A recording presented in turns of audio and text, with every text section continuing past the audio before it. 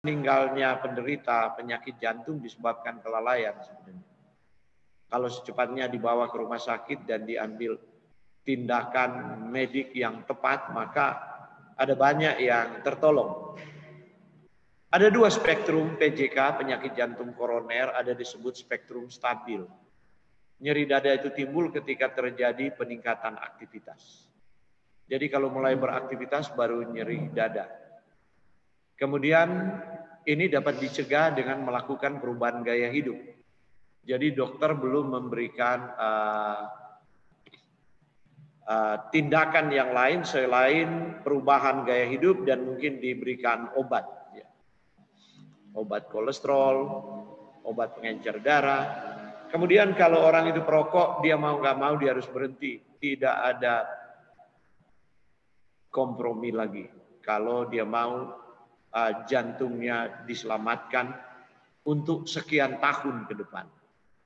Kemudian harus terjadi perubahan menu harian dan rajin berolahraga, bukan olahraga permainan yang win and lose itu, yang bikin tambah stres, kalau tidak menang ya kalah. Olahraga bagi orang yang sudah terdiagnosa penyakit jantung yaitu senam jantung. Kemudian ya tadi penderita biasanya diberikan obat-obat tertentu. Baru ada spektrum kedua yang sudah bertambah parah disebut spektrum tidak stabil.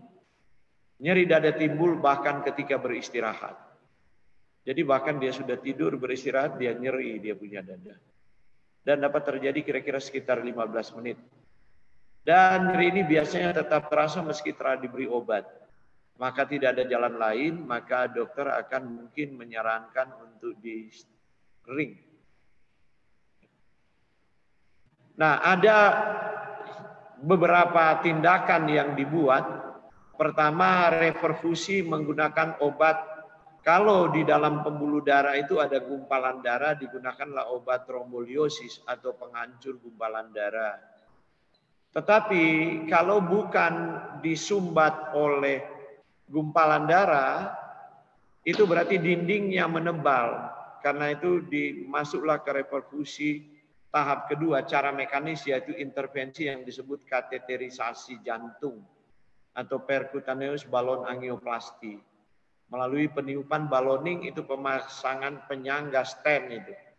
Ya, di dinding yang sudah menebal, dia menebal karena ada lesi aterosklerosis. Jadi ada atheromatous plaque yang sudah saya jelaskan pada pertemuan ketiga. Kemudian pada akhirnya kalau sudah tidak bisa lagi di stenting, maka dokter biasa menganjurkan untuk operasi bypass, coronary artery bypass grafting, CBG, yaitu diambillah pembuluh darah dari tempat lain di tubuh kemudian di bypass. Nah, cuma menjadi persoalan adalah baik yang sudah di stenting maupun di bypass, orang pikir sudah aman. Itulah satu-satu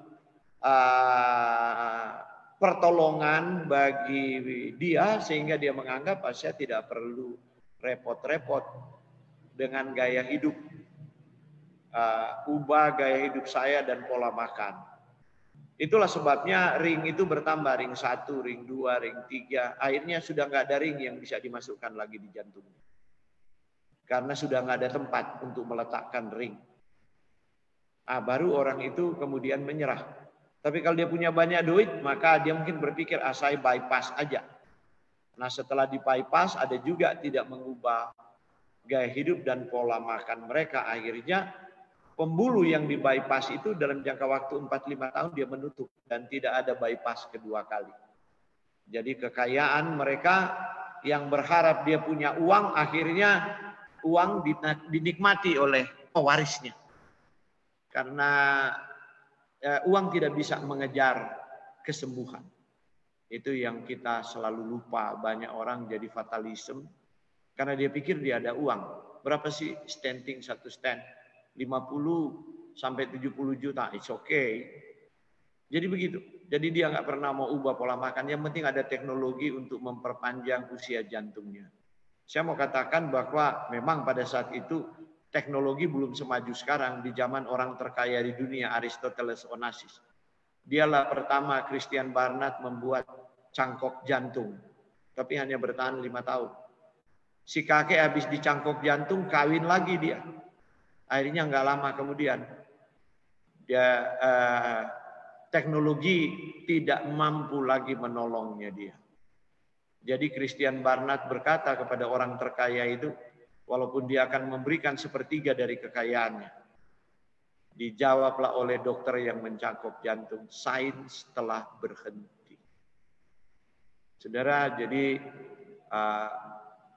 kita mesti berhati-hati dengan pilihan-pilihan sadar kita yang punya konsekuensi. Ada faktor yang tidak dapat diubah mengenai bagaimana penyakit jantung koroner ini termanifestasi. Pertama, umur.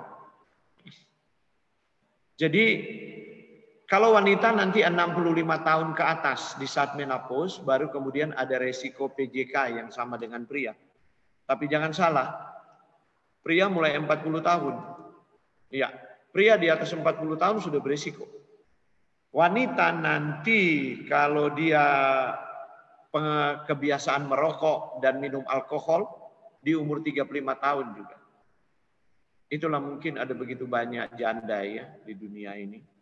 Karena memang wanita lebih tahan terhadap serangan jantung dibandingkan dengan pria. Kecuali wanita itu tadi dia merokok dan mengkonsumsi alkohol. Dan saya lihat itu banyak sekarang di kota besar. Gadis-gadis yang merokok menjadi model. Dan dianggap itu adalah rokok elektrik. Dan dipikir tidak berbahaya. Kemudian ada keturunan dan ras, dan keturunan itu misalnya riwayat keluarga dengan penyakit jantung. Jadi kalau ada riwayat keluarga dengan penyakit jantung, jadi resiko itu lebih besar. Kita harus melihat pohon, kita jatuh dari pohon mana. Sehingga kita bisa mewaspadainya dengan cara kita tidak mengikuti gaya hidup orang tua kita. Saya selalu memberi saran seperti itu. Penyakit-penyakit ini bisa di-reverse. Sebab ini penyakit yang berkaitan dengan gaya hidup dan pola makan. Kalau kita tidak mengikuti gaya hidup dan pola makan orang tua kita, apalagi nenek moyang kita. Contoh misalnya orang Manado. Sudah lama nggak pulang kampung. Pulang kampung nanti ditawarin teman-temannya. Cobalah makan inilah. Masa orang Manado kemang. Nah, telah. Sendak makan ini dia. Nah, itu dia. Ada faktor risiko yang dapat diubah. Misalnya merokok dan konsumsi alkohol, itu bisa diubah. Kalau tadi umur tidak bisa diubah dengan bertambahnya usia, jadi kemungkinan risiko penyakit jantung itu meningkat. Tapi merokok dan konsumsi alkohol kan bisa diubah, kita bisa ambil keputusan untuk berhenti. Baru diet yang tidak sehat. Kemudian stres, kegemukan dan obesitas, kurang aktivitas fisik, dan dislipidemia. Dislipidemia itu artinya profil lipid lemak darah kita itu buruk. Contoh peningkatan trigliserid dan kolesterol atau kedua-duanya ya. Salah satu atau keduanya. Kemudian juga penyakit tekanan darah tinggi, hipertensi. Ini adalah hal-hal yang dapat kita ubah, dapat kita kendalikan, ada di wilayah kita, dan mengendalikan itu hanya dengan change lifestyle kita, gaya hidup, pola makan kita diubah, pengendalian tingkat stres, dan itu semua ada di wilayah kita. Sekalipun kita berdoa, Tuhan tidak bisa intervensi itu. Ya. Contoh misalnya stres, walaupun Anda berdoa, minta hati damai sejahtera, kalau Anda tidak bersedia mengampuni dan melupakan, itu nggak akan terjadi. Kalau Anda mengampuni hanya sekedar karena malu hati, pendeta sudah damaikan. Malu hati nanti kalau dikatain orang gimana gitu. Tapi Anda sebenarnya tidak bersedia mengampuni. Itu selalu akan menaikkan level hormon stres di darah. Jadi ketidaksediaan mengampuni salah satu itu berkontribusi. Orang Manado bilang begini, sopa makan daging, Pangmara yang tidak bisa mengampuni. Mati lekas. Jadi itu artinya sudah pemakan daging, tidak bersedia mengampuni. Nah, pemarah cepat mati. Jadi itu faktor itu bekerja secara simultan. Baru kemudian diabetes mellitus kita sudah bahas kemarin bahwa ini ibu dari penyakit makrovaskular, yaitu penyakit jantung dan pembuluh darah. Nah, apa yang menyumbat pembuluh jantung? Itu disebut arteria koronaria tadi.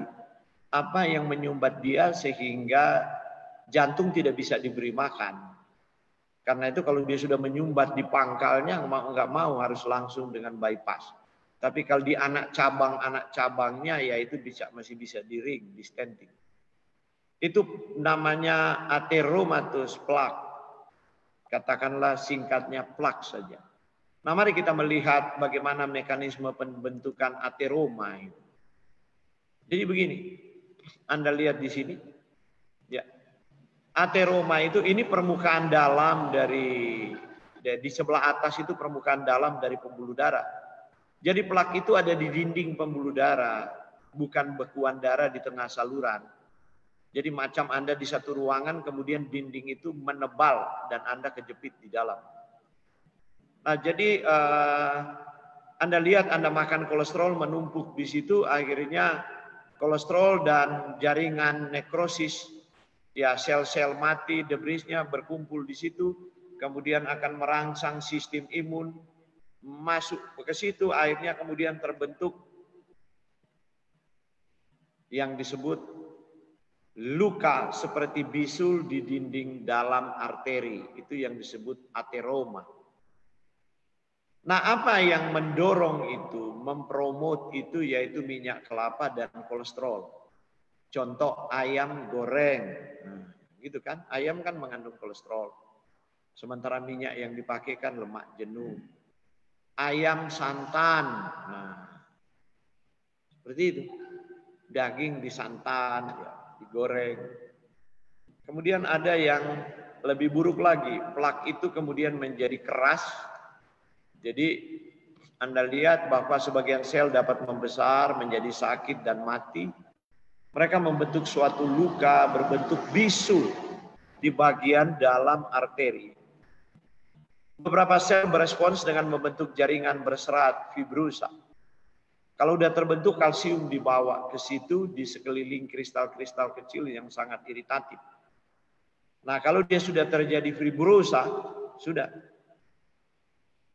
semakin sulit, itu bersifat irreversible. Karena itu dianggap bahwa itu tidak bisa diubah dengan cara apapun. Itu pendapat para dokter reguler. Tapi saya mau katakan di Amerika lewat intervensi lifestyle medicine, dan yang mempopulerkan itu adalah Dan Ornish, dan dia sekarang menjadi profesor lifestyle medicine yang sangat dikagumi. Karena dia bisa reverse penyakit-penyakit itu dengan intervensi gaya hidup dan pola makan. Bahkan dia menulis buku Undo It yang dipublikasi belum lama 2019, dan itu membuktikan bahwa apa yang dulu dianggap tidak bisa di reverse, bahkan di undo, itu bisa di undo. Seperti Anda salah mengetik, Anda bisa undo gitu. Nah, mari kita lihat bagaimana serat fibrosa bisa terbentuk pada atheroma ini. Jika hewan diberi pakan minyak kacang tanah dan kolesterol, terjadi fibrosis dinding arteri. Dinding arteri itu menjadi makin tebal, makin kaku. Anda perhatikan gambar di sebelah kanan bawah. Dan akhirnya apa? Makin sempit. Lobang dari pembuluh itu, dia makin sempit, jadi bagaimana darah bisa melewati? Langsung stuck. Nah, apa itu minyak kacang tanah dan kolesterol? Soto kan pakai kacang tanah dan daging. Sate kan bumbunya kacang tanah. Jadi penghobi sate dan penghobi soto, kalau Anda menderita serangan jantung, itu adalah Suatu akibat yang tidak dapat dihindari.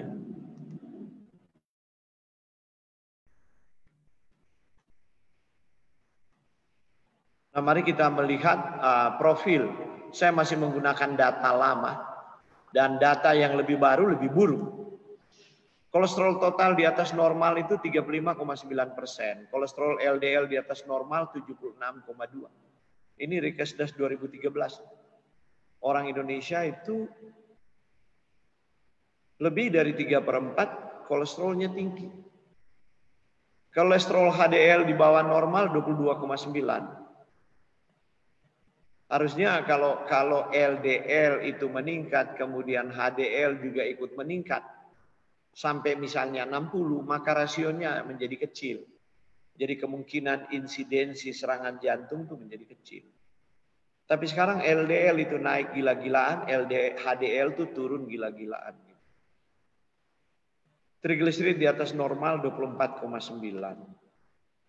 Nah, kita tiba untuk mengenal lebih dekat kolesterol itu apa sih? Hampir semua sel hewan bisa produksi kolesterol. Jadi namanya hewan bisa produksi kolesterol. Tumbuhan tidak. Nah, ini jadi pelapis, jadi serabut saraf, dan kadarnya sangat tinggi di otak dan kuning telur. Jadi itulah sebabnya mengapa ada orang vegetarian. Kemudian ada yang stroke dan serangan jantung juga karena kolesterolnya tinggi. Karena dia pehobi telur, tapi telur itu telur ayam jadi-jadian. Yaitu ayam modern yang hanya dikandangin aja, nggak ada pejantan, dikasih makan tiap hari, bertelur tiap hari. Itu kolesterolnya tinggi. Dibanding dengan ayamnya Tuhan, ayam yang hidup liar, makan biji rumput, mungkin dia makan serangga, dan kalau tuannya ingat ya dikasih dedak dari beras. Nah, ayam ini menghasilkan telur dengan kolesterol cuma 20-40 mg/sen per butir. Bayangkan ayam jadi-jadian itu jadi telur jadi-jadian. Kolesterolnya itu bisa 200-380. Satu butir aja Anda makan, Anda telah memberi kontribusi kolesterol melampaui batas sehat dari kolesterol total. Nah, mari kita datang lebih dekat. Tubuh sebenarnya membuat kolesterol. Berapa banyak yang tubuh buat? Anda menghasilkan 50 kuintiliun molekul kolesterol setiap detik. Yaitu 50.000 juta kali juta. Setiap detik loh. Tuhan suruh bikin. Ya, kolesterol itu. Karena dia punya fungsi. Karena itu ada dokter yang ngomong begini, makan daging, nggak makan daging kan tubuh juga produksi kolesterol. Makan aja, yang penting minum obatnya. Nah itu dokter konyol tuh namanya. Dokter yang tidak punya beban moral atas keselamatan pasiennya. Nah, lambung itu memiliki katup yang membuka sedikit demi sedikit agar cukup garam empedu mengemulsi lemak yang masuk ke usus. Itulah sebabnya maka kolesterol harus dibuat. Sebab empedu itu dibuat dari kolesterol. Tiap kali kita makan minyak, empedu itu diproduksi. Untuk memproduksi itu dia butuh kolesterol. Jadi apa yang bikin kolesterol meningkat? Karena Anda kasih minyak terus di lidah Anda. Baru taruh di lidah belum ditelan supaya tahu. Hati langsung perintah bikin kolesterol. Oke, sudah jelas? Anda baru taruh di lidah. Lidah itu minyak. Belum Anda telan. Jadi itulah kenapa orang modern kolesterol dibentuk berlebih-lebihan. Termasuk mereka yang sudah vegan. Ada juga memang kecenderungan genetik, lipoprotein alfa, lipoprotein betanya meningkat, dan sebagainya. Tapi itu cuma sekian dari populasi. Nah oke, kita lanjut bahwa kolesterol ini tadi 70%-nya dibuat garam empedu, pengencer, pengemulsi. Artinya dia menurunkan tegangan permukaan, dia membentuk seperti sabun. Ini perlu garam empedu itu agar supaya lemak itu bisa dicerna oleh enzim pencernaan. Jadi itu. Selain itu, apakah fungsi kolesterol? Nah, jadi bila lemak yang terencerkan, lemak yang kita makan ini, dia terencerkan, maka dia akan bergerak sepanjang usus, dia dipecah menjadi unsur asam lemak dan gliserol oleh proses enzimatik. Diserap oleh dinding usus, dibentuk kembali menjadi bola-bola kecil yang disebut butir-butir low density lipoprotein atau LDL yang sering kita sebut kolesterol jahat. Padahal dia nggak jahat. Kalau Anda tidak punya ini, Anda mati. Sebab ini adalah mobil catering untuk membawa makanan, memberi makan kepada pembuluh darah. Oke, mari kita lanjut. Di dalam LDL itu terdapat trigliserida, kolesterol, fosfolipid, protein. Sehingga diambil oleh sel-sel untuk kebutuhan akan protein, lemak, dan lecitin. Jadi dia hanya mobil kolesterol LDL itu seperti peran dari mobil pengangkut catering makanan. Nah, bola-bola LDL ini melayang dalam darah dan dia akan tiba di arteri yang butuh makan tadi. Arteri ini kenapa butuh makan? Sebab dia bekerja sangat keras. Setiap kali ada gelombang tekanan dari jantung datang, arteri akan mengembang. Kemudian dia mengecil ke ukuran biasa dengan bantuan tenaga otot yang ada di situ, otot polos. Nah, daya elastisitas ada di dindingnya.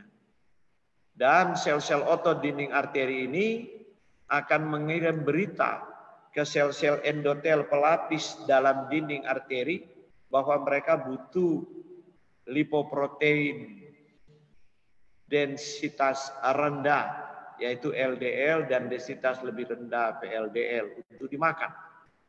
Maka sel-sel endotel ini membuka lubangnya, mengizinkan sebagian masuk ke dinding arteri dan ke sel-sel yang lebih dalam. Kemudian apa yang terjadi sesudah habis makan? Sel-sel itu ambil protein, fosfolipid, trigliserid, yang tertinggal kolesterol LDL itu adalah mobilnya. Dia kan hanya pengantar. Itulah sebabnya maka kolesterol nggak ada yang jahat. Oh, dia pengantar mobil. Bayangkan kalau di Jakarta penduduk nggak memasak, mereka harus disuplai dari Bandung dan Jawa Tengah makanan mereka. Masa mobil yang bawa makanan disebut jahat? Enggak dong. Tapi manakala mobil itu nggak mau kembali ke pool, dia parkir di seluruh jalan raya di Jakarta, kan mobil berikut udah nggak bisa masuk dong. Nah, disitulah dia jadi jahat. Kolesterol yang parkir-parkir di pembuluh darah. Kenapa dia suka parkir di situ? Nggak ada polisinya, gampang aja kan? Kalau polisi ada kan nggak ada kendaraan tuh parkir semerawut gitu. Nah, jadi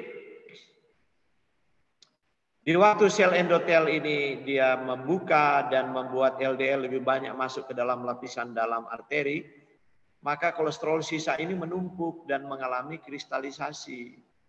Kristal-kristal ini sangat kecil mengiritasi sel tadi, sehingga peradangan inflamasi terjadi kompleks dengan sistem imun kita. Akhirnya terbentuklah ateroma tadi dan kemudian fibrosis. Nah, pasir kristal kolesterol di dalam sel ini bersifat piezoelektrik. Artinya dia menarik mineral tertentu seperti kalsium silika. Akhirnya dia jadi keras, membatu di situ. Itulah sebabnya dokter reguler katakan bahwa sekali ada lesi aterosklerotik itu irreversible, nggak bisa balik. Tapi itu sains yang telah ketinggalan, sudah terkubur di dalam reference tua sekitar 30 tahun yang lalu. Sains yang lebih baru, sebagaimana itu rusak melalui nutrisi, nutrisi juga dapat membalikkan proses itu. Reverse. Nah, Anda lihat ini plak kolesterol. Dia keras, kalau sudah kering seperti fiberglass, seperti plastik. Bagaimana obat mau larutkan itu? Nah, ini adalah tabel bagaimana Anda supaya berhati-hati dengan rasio total kolesterol ke HDL. Kadang-kadang ini nggak diperiksa. Harus diperiksa, jangan cuma periksa-periksa total kolesterol. Kemudian total LDL, HDL, minta rasionya. Ya. Rasionya begini. Anda lihat kalau dia sangat rendah itu pria 3,4, wanita 3,3. Tapi rata-rata orang yang konsultasi gizi dengan saya, perubahan pola hidup, rata-rata di average 5, 4,5. Dan kira-kira ada 30% di 9,5 sampai 7 dan kira-kira ada 20% high risk. Ya.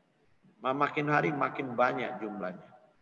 Jadi kalau sudah lebih besar dari 23 dan wanita lebih besar dari 11, ini rasio ya. Yang berikut adalah rasio dari LDL to HDL. Jadi rasio antara mobil dan polisinya gitu. Jadi di satu daerah kadang-kadang kan Anda dengar kenapa macet, polisinya kurang.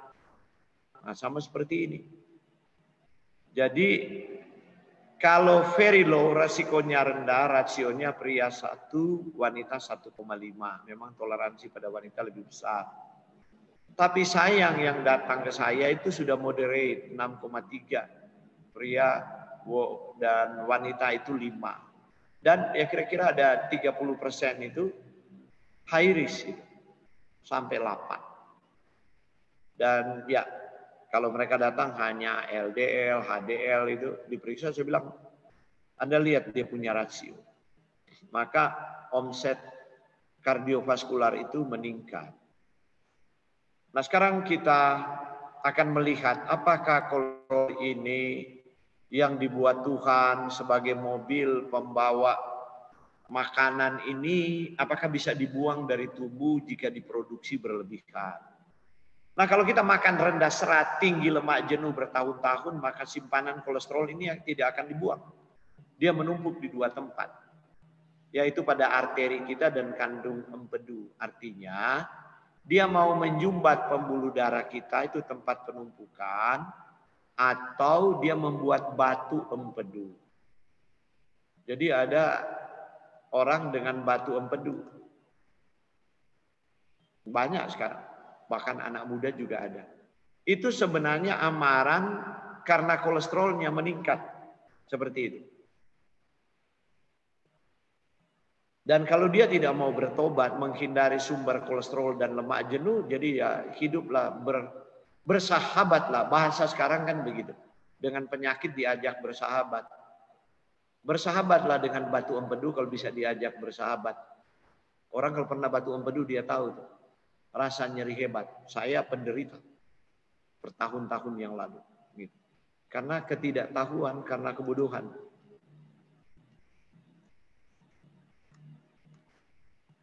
Nah bagaimana membalikkan proses ini? Ini kan yang penting. Jadi kalau yang menyebabkan kolesterol itu menumpuk, karena tinggi lemak jenuh, kemudian tinggi kolesterol, kemudian rendah serat, sekarang kita balikkan, ya dibalikkan aja. Makan rendah lemak jenuh. Kalau sudah ada kolesterol, lupakan santan-santan, minyak-minyak.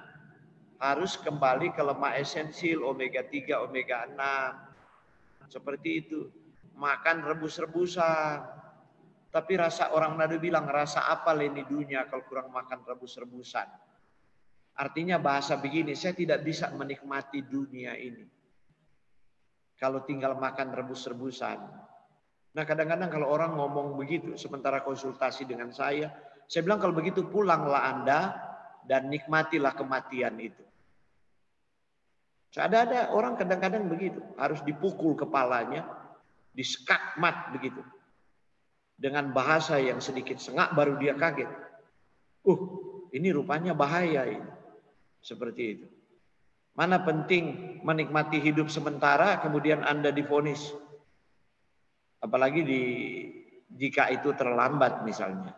Anda lagi tunggu urunan BPJS. Kan ada urunannya itu. Tidak sembarang hari ini Anda pergi ring jantung langsung di ring. Iya, saya punya klien-klien banyak yang datang. Tunggu 3 bulan. Antrian itu panjang. Padahal dia bilang tiap malam sudah keringat dingin, diserang sesak nafas, nyeri luar biasa. Baru kemudian menyadari bahwa perlu mengubah pola hidup. Sampai kemudian 3 bulan kemudian dipanggil, dokter periksa. Dokter bilang, oh ini tidak perlu diri. Ini minum obat aja. Tapi kalau dia ada pergi waktu serangan, mungkin dokter malah sudah suruh dia diri gitu. Karena dengan perubahan pola hidup ternyata mengalami remisi. Kemudian hindari makanan berkolesterol. Dan saya mau informasikan, selama Anda masih makan hewan, hewan itu punya kolesterol sebab dia punya hati. Pohon nggak ada hati, jadi nggak ada kolesterol. Selama Anda masih makan hewan, Anda tambah. Tubuh Anda bikin kolesterol yang Tuhan perintahkan. Tapi kolesterol yang Anda masuk dari luar, Tuhan bilang itu tanggung jawabmu. Jangan klaim asuransi kepadaku. Kalau Yesus itu dokter dan kita telepon. Dan kalau Yesus itu pemilik kendaraan, kalau tubuh kita ini adalah kendaraan. Untuk membawa kita kepada tujuan Tuhan mengapa kita ada di dunia. Maka kita boleh call melalui doa. Dokter Yesus, saya ini mau konsultasi dulu. Nah, Dokter Yesus kadang-kadang mungkin bisa jawab begini. Kan kamu sudah konsultasi 3 tahun yang lalu. Saya sudah kasih grace period kan. Saya sudah jama engkau dan engkau mendapatkan kesembuhan. Tapi ngana terlalu kepala batu. Engkau terlalu kepala batu. Maka Dokter Yesus bilang begini.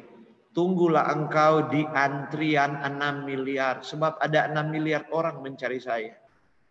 Kamu kan sudah pernah saya layani. Kira-kira kalau seperti itu bagaimana? Ya. Itu artinya doa Anda tidak dijawab. Udah 3 tahun didoakan nggak dijawab. Bertambah buruk darah tingginya. Bertambah buruk penyakit jantungnya. Karena kita terlalu menjual murah kasih karunia dari atas mimbar. Iya. Apalagi KKR kesembuhan ilahi. Yang penting sim salabim. Dihembus roh kudus. Sembuh. Itu perdukunan modern, tapi banyak orang Kristen tertipu. Karena mereka sedang senang menipu diri sendiri. Kalau ada cara gampang untuk disembuhkan, kenapa mau bertara, kenapa mau mengendalikan begitu kan manusia berdosa itu.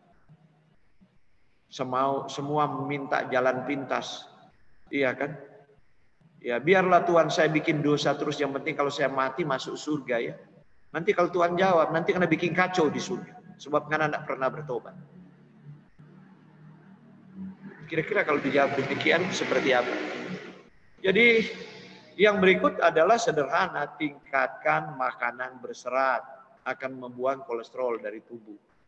Apalagi kalau serat itu bukan selulosa, tapi pektin.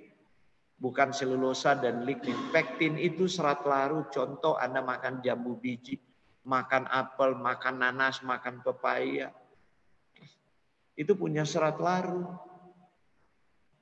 Tapi ada banyak anak-anak kita terdidik cuma tahu buah satu, jeruk. Sayur cuma tahu wortel sama jagung manis dalam bentuk sup. Karena dari kecil dia punya makan di mall. Jadi dosa warisan itu siapa yang wariskan? Orang tuanya. Dan bagaimana kalau kita tidak pernah akui bahwa kita yang membunuh anak keturunan kita dengan gaya hidup yang salah? Bagaimana kira-kira di takhta penghakiman jika itu ditanya dan kita tidak pernah mengakui? Jaga komposisi tubuh ideal. Tingkatkan latihan aerobik. Bukan olahraga permainan. Kolesterol udah tinggi, darah tinggi. Masih pergi main bulu tangkis. Pergi main tenis meja. Volley basket. Itu mau cari sembuh apa bunuh diri lebih cepat. Dan ada kejadian mati di lapangan. Tapi banyak juga yang nggak kapok. Karena dia pikir, udahlah. Nggak usah repot-repot. Ada yang sengak begitu dengar saya punya seminar. Ya Pak, nggak usah repot-repot Pak. Teknologi kan sekarang sudah maju. Pengobatan modern.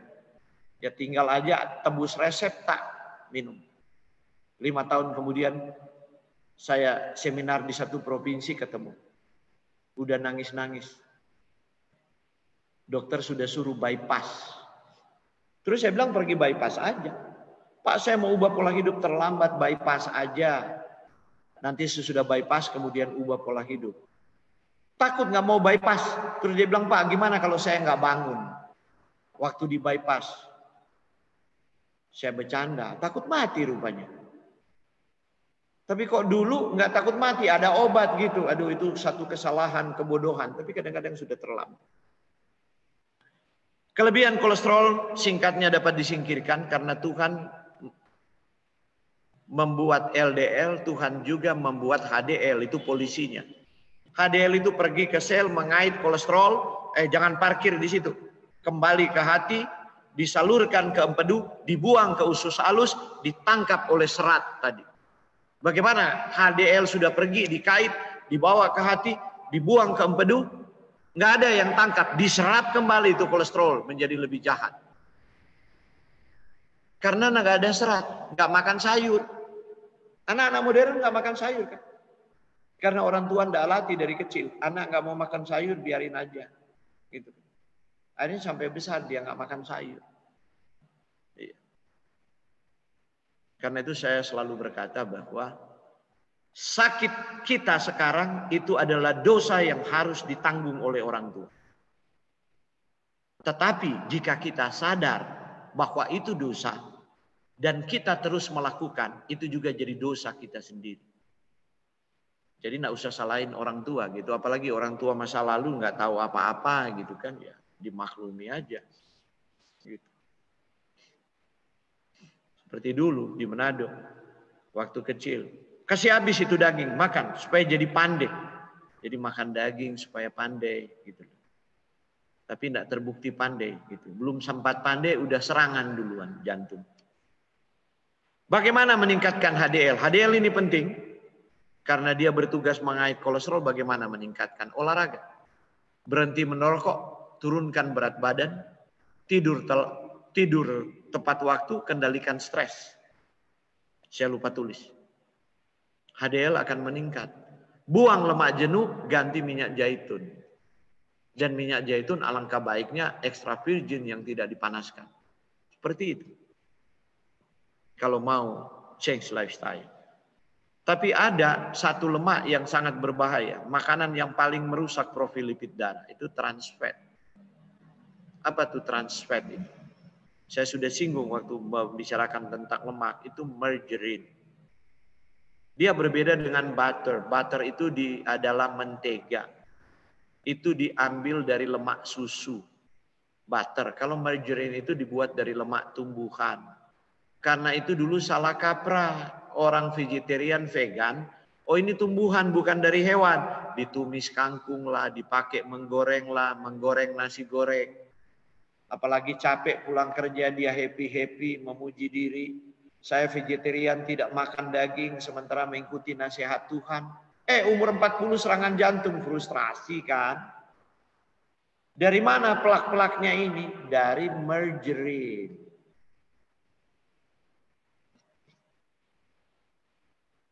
Margarine ini pada saat yang sama menaikkan level LDL, menurunkan HDL. Gila enggak? Harusnya kalau LDL naik, HDL mesti kejar. Kalau mobil macet meningkat, polisi mesti lebih banyak. Sekarang justru mobil macet meningkat, polisi lari gitu. Enggak betul-betul macet total. Sampai mati gitu. Nah ini dia, ini yang dibuat oleh trans fat.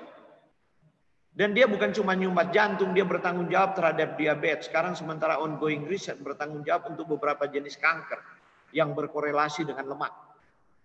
Ini trans fat. Jadi trans fat jahat sekali. Itulah sebabnya Amerika, Denmark lebih pertama kali di dunia meratifikasi undang-undang trans fat itu.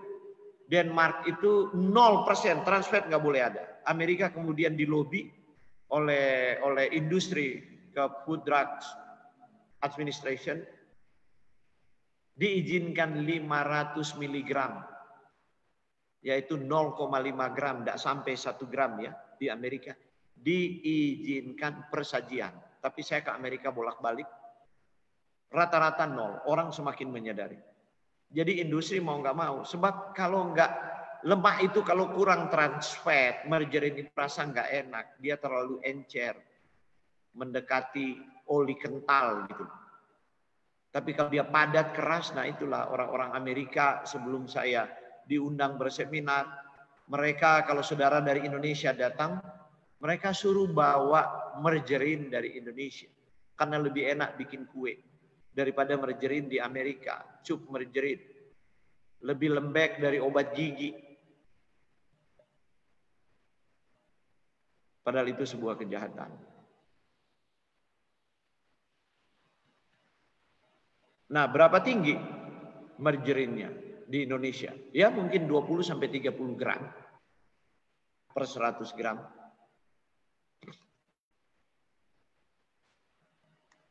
Yang berikut ada kerusakan kematian otak, yaitu kepikunan atau Alzheimer. Jadi resiko dari plak di pembuluh darah itu, peningkatan radikal bebas, bukan hanya menyebabkan orang jantungan, stroke, tapi itu juga bertanggung jawab untuk kepikunan, demensia itu, dan Alzheimer. Ya. Kemudian, ya tadi jantung ya, bertanggung jawab dengan jantung. Jadi apa yang terjadi sebenarnya, yaitu terjadi peningkatan homocysteine. Jadi waktu terjadi peningkatan homocysteine di dalam darah, maka akan terjadi peningkatan radikal bebas. Radikal bebas itulah yang merusak sel-sel otak. Ya bagaimana mekanismenya saya tidak bahas malam ini. Mungkin di pertemuan-pertemuan yang lain, sebab saya bahas di sesi Zoom yang lain tentang radikal bebas. Kemudian dia menyebabkan kerusakan pembuluh darah. Dan pembuluh darah yang ada di kepala, pembuluh darah yang ada di jantung. Jadi homocysteine ini jahat. Ya. Kemudian dia membuat juga penyumbatan. Bukan cuma kerusakan tapi penyumbatan. Dan itu diperparah oleh kolesterol. Ditambah lagi asam arakidonat. Akhirnya tambah lagi trans fat, hobi kue. Jadi dia hobi makan daging. Dan hobi makan nastar, kastengel, roti. Ya, roti kan dioles margarin kan enak. Itu kehidupan modern. Maka kalau stroke di usia muda itu pantas. Jadi jangan berdoa lagi kepada Tuhan dan merengek, mengapa engkau timpakan ini kepadaku sebagai cobaan. Kadang-kadang ibu mendoakan anaknya. Sebab ibu tinggal di desa. Anaknya karena juara kelas, dapat sponsor beasiswa, kuliah di perguruan tinggi terbaik, langsung direkrut, tamat kerja, maka 15 tahun pertama karirnya dia udah langsung jadi bos. Iya. Manajer cabang. Jadi wah sekarang balas dendam. Makan enak semua. Nah ibunya diajaklah ke Jakarta jaga cucu. Tapi ibu nggak tahan, 3 bulan sudah sakit, maka ibu minta pulang. Saya tanya kepada ibunya, kenapa pulang? Saya kalau ikut anak saya sakit, sering sakit. Kenapa Bu? Soalnya makan di mall. Kalau di desa kan saya tanam sendiri yang saya makan. Saya masih macul dan lain-lain. Nah seperti itu. Kemudian anaknya sakit serangan jantung. Si ibu berdoa. Ya Tuhan apa pula yang engkau timpakan kepadaku. Padahal ibu nggak pernah ajar itu. Itu karena anak-anak modern di kota besar. Nah saya mau katakan, dari homocysteine, kolesterol, asam arakidonat, trans fat itu hewan semua. Kecuali trans fat tadi, berasal dari tumbuhan yang diolah sebenarnya. Tuhan tidak pernah buat pohon margarin. Tuhan buat pohon kelapa, ada minyak kelapa, pohon sawit, ada minyak sawit. Pohon advokat, ada minyak advokat. Trans fat itu rekayasa teknologi. Menembakkan minyak yang cair pada suhu ruang, dengan molekul hidrogen dengan katalisator nikel. Kalau tidak salah. Maka itulah terjadi. Dia bersifat padat pada suhu ruang. Satu waktu saya seminar, kemudian di salah satu gereja, saya tidak perlu sebutkan. Kemudian habis saya seminar, gereja itu ada beberapa pendeta, gereja besar lah. Hampir mega church. Pendeta yang satu ngomong, wah dia tutup dengan renungan yang penting berserah kepada Tuhan. Tuhan Yesus itu bisa membuat mujizat dan sebagainya. Ada obat yang sangat murah. Jadi kalau Anda makan lemak, jangan terlalu khawatir. Hati harus gembira. Sebab kalau Anda khawatir, maka lemak itu akan membeku. Hati harus gembira, kemudian Anda harus minum air panas. Mereka yang undang saya jadi pembicara kesehatan, kemudian dikunci dengan renungan seperti itu. Pas pulang saya kejar itu hamba Tuhan itu. Terus saya bilang begini, maaf, saya bukan tersinggung, tapi saya berkewajiban untuk beritahu. Saya bilang begitu. Coba Anda ambil itu lemak babi, kemudian Anda rebus dengan air mendidih. Berapa persen itu lemak mengecil dan dia larut lemaknya di air? Dia. Coba. Sedangkan sudah air mendidih, dia tidak larut. Apalagi Anda makan, saya bilang. Anda bisa minum air mendidih enggak? Sebab saya lihat si pendeta itu sedikit lebih muda lah dari saya. Saya mungkin lebih tua 10 tahun. Anda bisa minum air mendidih enggak? Terus saya bilang, hati yang gembira itu, Anda baca kisah Imam Eli. Kalau Anda tidak percaya kisah Imam Eli itu, pergi ke LAI dan seluruh lembaga Alkitab di dunia, tip X itu ayat itu. Oh ada jemaat sementara dengar, jemaatnya dia. Tangan saya sudah begini-begini bilang. Kalau tidak saya bilang, maka Anda akan lihat apa yang Tuhan lakukan, sebab engkau pemimpin, dan kata-katamu kalau didengar itu menyesatkan. Langsung kaget dia, masuk ke mobil, jalan. Nggak lama saya dengar, ring jantung.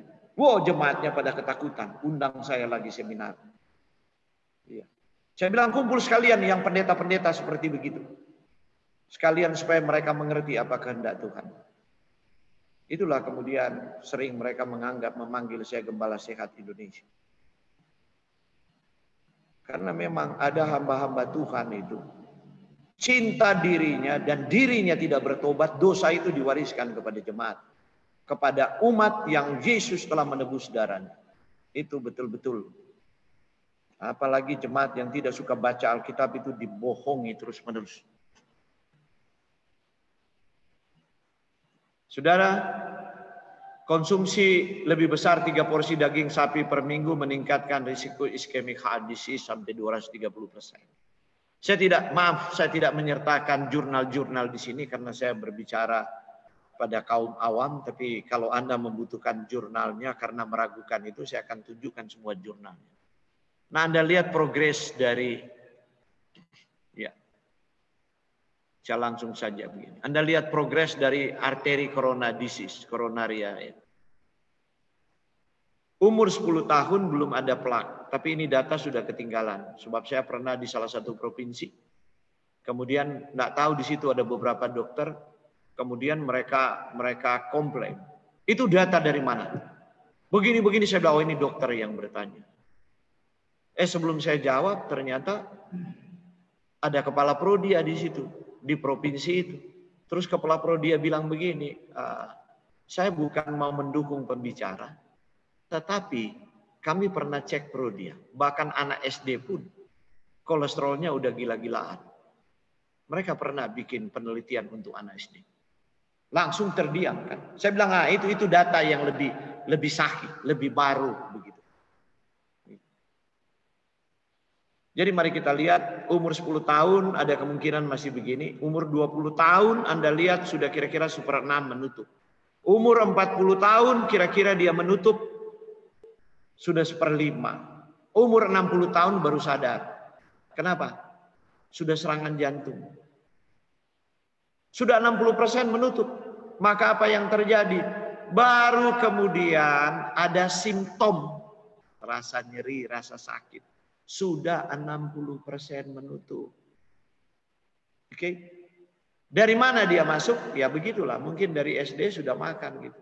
Pagi-pagi ke sekolah minum susu, telur rebus, roti bakar, oles margarin.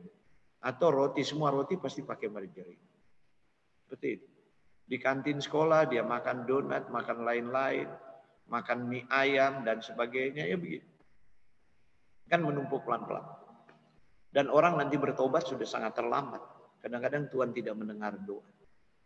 Kemudian terjadi coronary insufficiency, angina pectoris, nyeri di dada kiri terus. Nah itu yang saya rasakan. Bahkan di usia 40, saya sudah rasakan itu. Sebab saya perokok berat, jadi saya tahu. 4 bungkus saya satu hari merokok. Terakhir sebelum tidur dengan Jisamsu. Dan saya punya kasur terbakar 2 kali karena tertidur sementara merokok. Saya peminum alkohol. Hampir tidak pernah minum air putih, itu harus kopi. Saya minum. Kalau tidak ada Tino Rangsat, tidak ada RW, tidak ada lain-lain, menangis gitu. Jadi ular kalau ketemu lari, sebab enak sekali daging ular itu. Saya berangkat dari situ. Dan saya bertobat usia 28 tahun. Tapi tetap umur jantung saya kemudian kumat. Sebelum umur 40 tahun saya sudah serangan angina pectoris. Jadi jika saya berbicara, sebab diri saya mengalami hal seperti itu. Karena saya cari jalan keluar. Ada apa sebenarnya? Saya studi lagi sudah umur 40. Untuk belajar naturopathic medicine. Nah kemudian terjadi iskemik kardiomiopati, itu sudah terlambat. Itu tidak ada cara lain. Ya, bahkan sudah direperfusi pun ternyata tingkat kematian otot jantung sekarang yang jadi lagi studi. Tingkat kematian otot jantung tetap meningkat. Jadi nggak mau sudah direperfusi, sudah di bypass, tetap kelemahan otot jantung itu. Karena tingkat kerusakannya sudah luar biasa. Dan ya di umur 70 itu sudah betul-betul tadi itu iskemik kardiomiopati. Tapi saya mau katakan, Dan Buettner penulis buku The Secret of Blue Soul. Anda perlu baca itu. Itu sesi lain di seminar saya. Mungkin sudah diterjemahkan ke bahasa Indonesia. Itu sudah lama sih. 10 tahun yang lalu. Ada 5 daerah di dunia orang mencapai usia centenarian 100 tahun. Dan salah satu daerah saya sudah pergi di Loma Linda. Saya sudah berkomunikasi dengan mereka. Masih aktif. Umur 90 tahun mau 100 tahun. Tangan nggak gemetar gitu. Masih nyetir kendaraan. Masih aktif. Gitu kan. Suara nggak serak dan sebagainya. Tidak pikun. Masih belanja sendiri. Hidup tanpa pembantu. Di Amerika. Suami istri tua-tua. Jadi studi ini dibuat, data ini dibuat kepada masyarakat umumnya. Tapi ada 5 daerah di dunia. Orang mencapai usia 100 tahun dan tetap produktif. Tapi itu bukan materi pembahasan saya malam ini. Oke, kita mau lanjut. Bagaimana membalikkan hal ini? Nah mari kita lihat. Itu terjadi, contoh ya, hasil dari penelitian, jika kita konsumsi lemak jenuh 25% dari total kalori, dan 200 sampai 250 mg kolesterol diet, nanti saya akan tunjukkan. Anda dapat dari mana ini? 200 dan 250 mg kolesterol diet. Ya. Setelah 3 tahun, maka penutupan 41% jantung Anda, hanya perlu 3 tahun. 5 tahun sudah 65%, 7 tahun 77%, 10 tahun 85%. Jadi kalau Anda mulai dengan pola hidup seperti itu di umur 30, pantaslah umur 40 serangan pertama. Terus Anda lolos di ring dan sebagainya, 45 serangan kedua. Lolos di bypass, tidak tobat-tobat, tidak kapok-kapok. Enggak mau ubah pola makan. Pas umur 50 serangan ketiga, lewat. Kembali ke rahmatullah.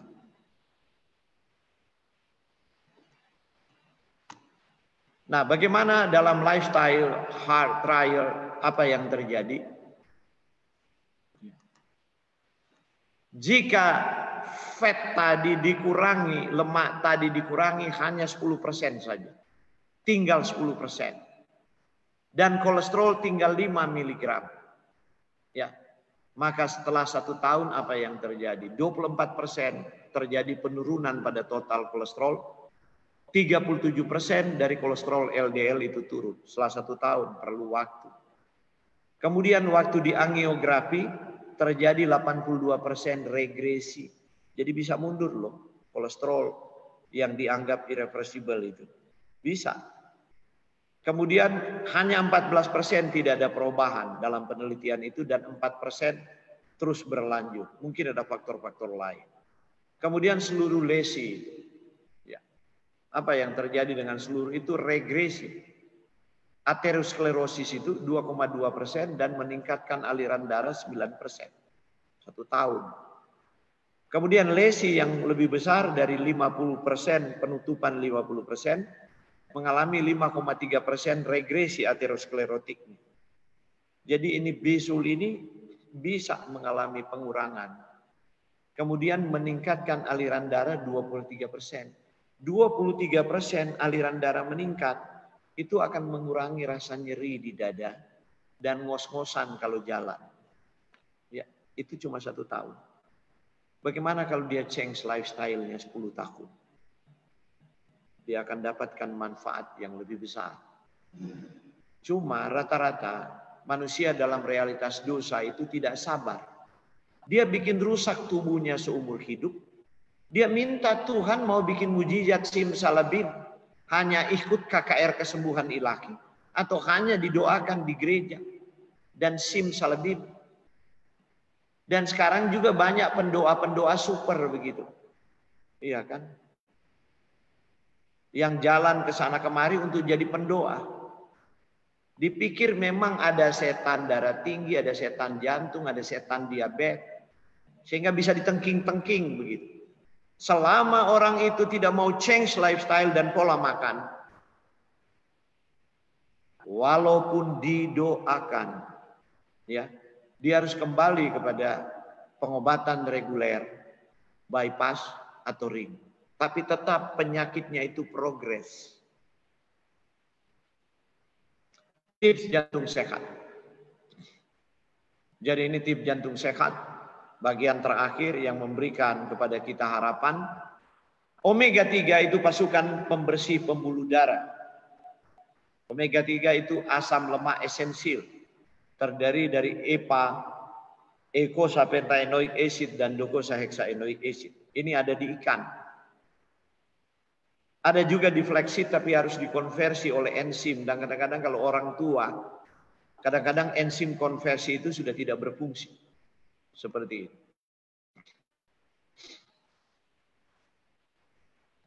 Nah, sejak tahun 1970-an peran omega 3 dianggap penting.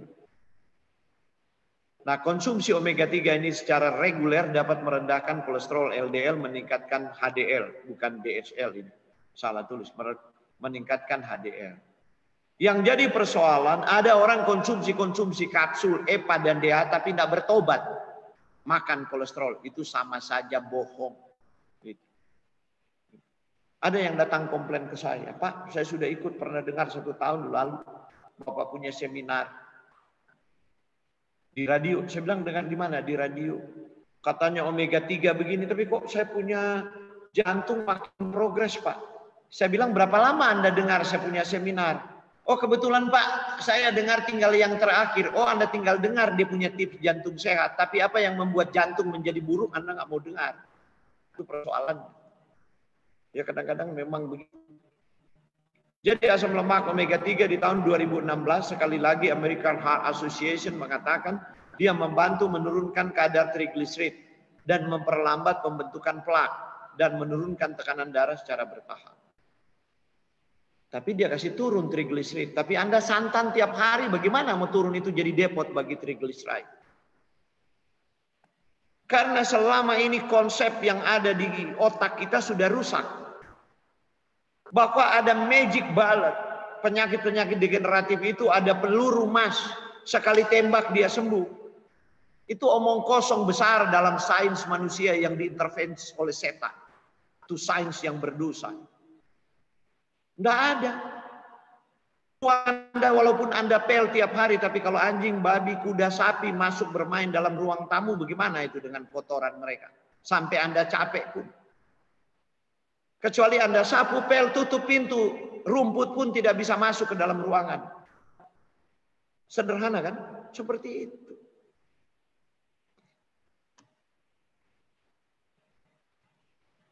Makanan tinggi serat. The Journal of American Medical Association, JAMA itu. Ini jurnal kedokteran yang sangat bergengsi di dunia. Menyatakan diet tinggi serat mengurangi resiko jantung. Konsumsi serat aja 22,9 gram, resiko jantung turun 23%. Jadi mesti makan sayuran berserat. Buah berserat yang paling tinggi jambu biji. Saya aja ini sudah dikomentari istri saya, kelihatan ini. Papa tambah gemuk ya. Itu dia, kalau kita udah mulai worship pagi lewat WA. Saya bilang iya, nggak ada jambu biji sih. Sebab itu makanan saya tuh. Kalau sudah malam makan jambu biji doang. Jambu mutiara yang kulit tebal itu. Konsumsi serat membantu mengurangi kadar LDL dan gula darah. Ini rata-rata konsumsi sayuran orang Indonesia per hari. Sayur 57,1 gram. Buah 33,5. Harusnya 3 porsi sehari sayur, 6 porsi buah. Anda bandingkan dengan negeri tetangga Singapura, 900 gram per hari. Iya, karena Singapura itu concern untuk kesehatan, sebab mereka tidak punya sumber daya alam. Jadi pemerintah itu memaksa demikian dalam aturan mereka. Diwajibkan dari anak-anak itu. Harus, saya masih ingat itu kalau tidak salah Menteri Lee Kuan Yew waktu dia masih muda. Itu dia punya pidato. Kita tidak punya hasil bumi untuk bersaing dengan negara tetangga Asia. Kita hanya jual jasa otak. Dan sumber daya manusia itu harus nomor 1. Karena itu orang Singapura betul-betul pelihara sumber daya mereka. Sumber daya manusia. Mereka mau sehat. Berikut bawang putih. Penyumbatan pembuluh darah dapat dibantu oleh bawang putih karena dia menurunkan kolesterol serum sampai 10,6. Di Jerman penelitian dibuat 261 pasien, kolesterol turun 12%. Kadar trigliserid juga turun 17%. Kemudian elastisitas pembuluh darah itu meningkat. Jadi pembuluh darah kalau sudah tua dia kaku seperti selang, kalau tidak terjemur sinar matahari, Anda lindas dengan kendaraan pecah. Tapi kalau selang baru kan elastis. Ini peran bawang putih.